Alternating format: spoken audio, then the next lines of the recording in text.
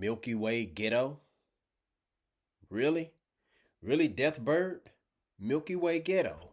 You refer to Earth as a Milky Way Ghetto. Okay. All right. I mean, I'm not too impressed with your hometown, but you want to call Earth a Milky Way Ghetto. All right. Okay. Whatever. But anyways, I thought that was weird. I wasn't expecting that. Especially somebody from the Shi'ar Empire calling us Earthlings as a Milky Way Ghetto.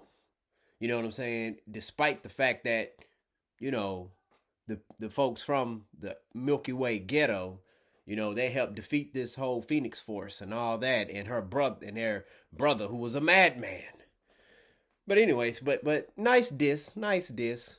But you know what? I appreciate Professor Xavier defending Earth and shoving that apple down her throat. She deserved the apple down her throat. But anyways, man, this was a good episode.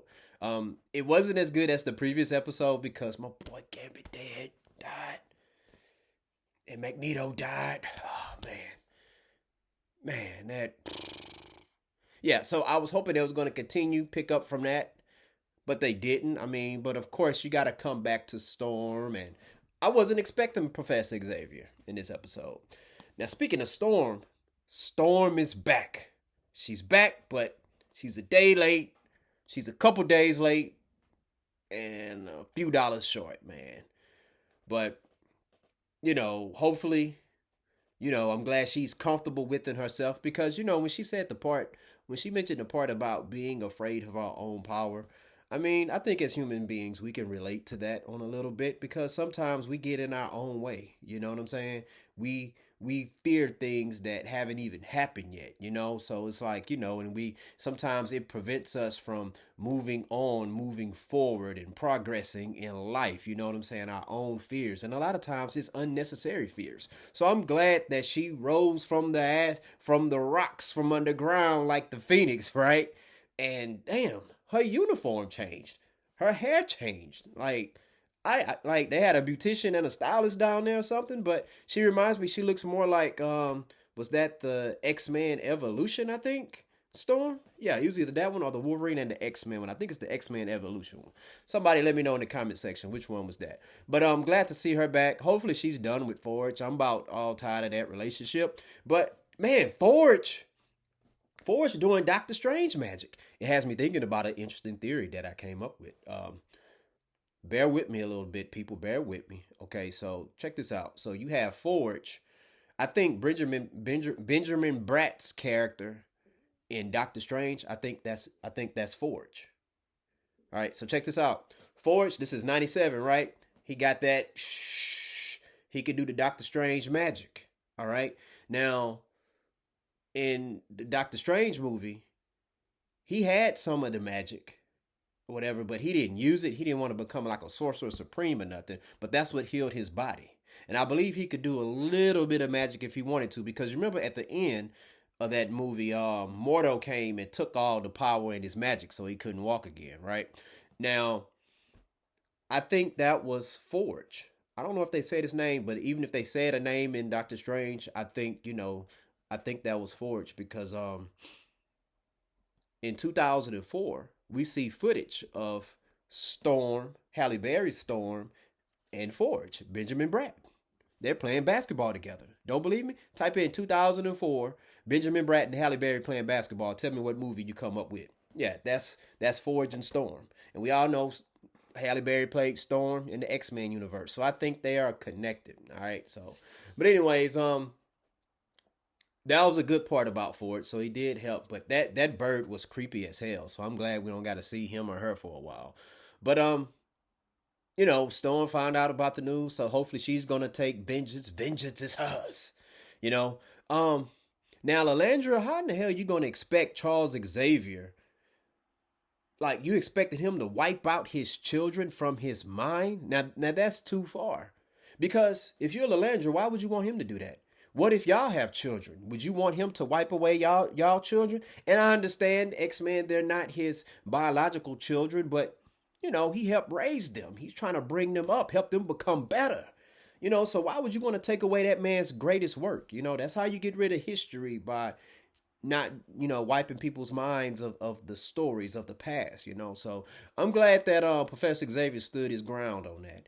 What I think is going to end up happening with them two, I think she's going to end up renouncing her throne, and she's going to be coming down to that Milky Way ghetto right there around old Anderson's farm. Don't go down that Milky Way ghetto down there right around old Anderson's farm. But Deathbird is wild, man. Deathbird is wild. I like Gladiator. You could tell they got a different Gladiator voice from him, but he's still doing Gladiator type things, man. But one of my favorite parts of Professor Xavier, he was like, "Hold up, I'm not using my best ability. Hold up." Then he put them in the classroom classes in session and was giving them demerits when they was talking out of turn. That's what's up. That's what's up. So we get Professor Xavier coming back. I do believe Gambit is straight up dead. Now I saw some theories out there where people were saying he may come back as one of the horsemen of apocalypse, as Death. Maybe so. It's wild when you have somebody come back as a horseman, one of apocalypse horsemen. Let's say a scale of 1 to 10, they could be like a level 5 mutant, but all of a sudden Apocalypse make them like on a 10, maximize their potential. But that's what Apocalypse does. So duh. But I think Magneto is still living.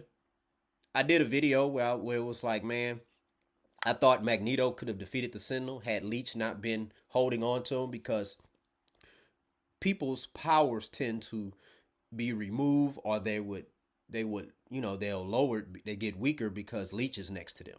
But I saw some interesting comments about that where people were saying, well, actually Leech being next to Magneto, that got the Sentinels off of him, because they was highly focused on him because he's an Omega level mutant. Okay, so that's why I was like, oh wow, okay, so Leech lowered the level. So they was like, all right, man, he's not a primary threat anymore. So he might still be alive. But I do believe that Gambit is dead. Gambit is dead. And the way I look at it, as much as I would love for him to come back, that was a hell of a way to go out. That was a hell of a way to finish it. So it's like, hey, man, now if he comes back as a horseman, okay, I get that. But it's like, yeah, that's cool. That's fine. Hopefully in the Deadpool and Wolverine movie, we see Gambit. I heard Channing Tatum's Gambit has, he gets more than a cameo, so he has actually a strong supporting role. Don't know if that's true or not, but I hope it's true. But yeah, overall, this was a good episode. It's one of those things, man. If you watch basketball, man, it's like dunking after Vince Carter. You can have a great dunk, but if it's after Vince Carter, it's like, oh my goodness. So this episode here was like the Steve Francis and Tracy McGrady in the 2000 Slam Dunk Contest. Both phenomenal dunkers, but you literally just dunked after Vince Carter. You know what I'm saying? After he either glide from the free throw line with 2 hands or put his whole doggone arm in the rim. You know what I'm saying? So, doing Vince Carter things. But because the last week's episode, oh my goodness, episode 5, man, that was one of the best. Man, that's one of the best X-Men series episodes ever, and that's including all the different types of X-Men shows out there. So I think that was one of the best as far as Marvel, period, man. As far as animated shows, yeah, man. But anyways, scale of 1 to 10, I'll give this episode an 8.5. It kept the needle moving, so tomorrow's episode, we get to see Storm hopefully coming back. We get to see, not sure how long it's going to take Professor Xavier to get down there, but it shouldn't take him too long. So he's going to come back real ticked off, man. It's like one of his children dead now. Okay. And he's going to be mad at Lalandra because he's going to be like, man, you know what? You distracted me from them, man. And you wanted me to erase them. You know what? I don't know why I'm messing with you. Be gone. Get gone. You know what I'm saying? He gonna go back down Earth. Oh, what if he finds out about Mara? Well, she's with Banshee, but that's Professor Xavier. He'll bounce back. And you know what? I wonder if Professor Xavier, before he died, was he aware that Jean was actually Madeline Pryor? I wonder if he knew. Knowing him, he probably did know. You know what I'm saying? But, who knows? But anyway, share your thoughts. Let me know in the comment section what you think about this episode. And please hit that like and subscribe button, man, because it's free of charge. All right? Peace out.